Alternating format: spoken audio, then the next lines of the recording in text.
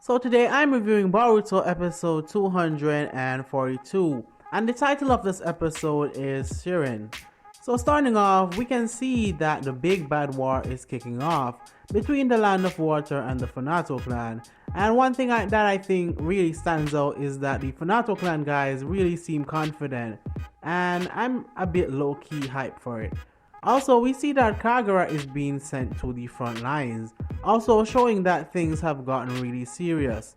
Moving on, we see that Team 7 is conflicted as they would like to help the Land of the Water, but their mission was to look out for a terrorist attack, not join a war, as that's an entirely different matter as stated by Sarada, which I totally understand. And with Sarada, we see here where she's having to make somewhat difficult decisions, kind of like what Shikamaru felt when he became captain in the Sasuke retrieval arc.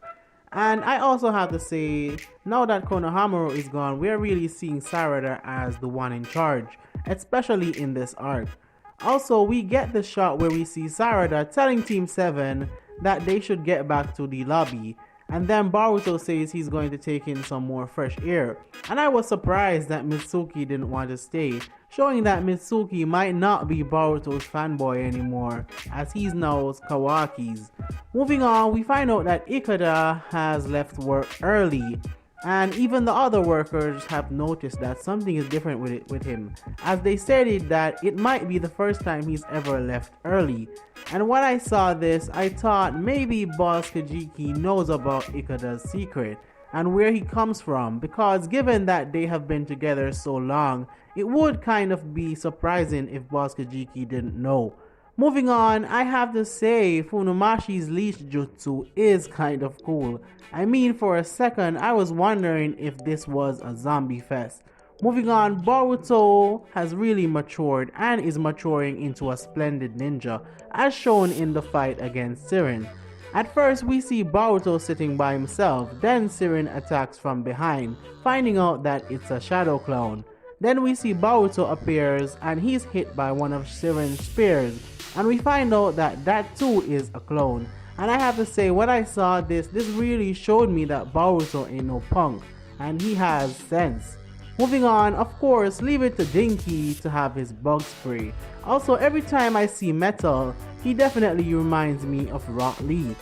Also, one thing I don't like about Kagura's character is that they make him seem like he's a top ninja in the Land of Water, but we see simple hits from even Funumashi are enough to send him flying.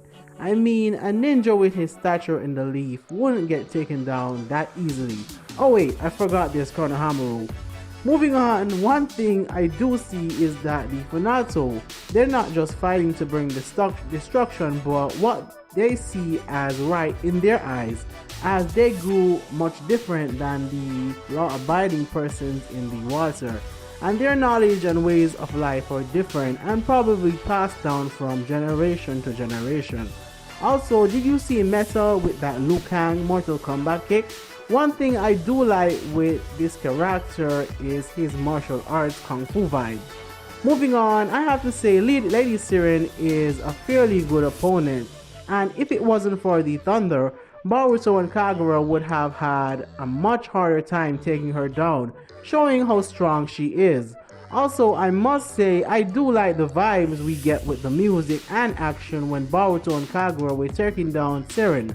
This is the stuff that I love Boruto for. We also see that Funumashi has a real soft spot for Seiren. Lastly, we see that Ikeda has found out that his sister was hurt by Boruto and Kagura, and this is the perfect opportunity for the Funato clan to brainwash Ikeda and get him back on their side.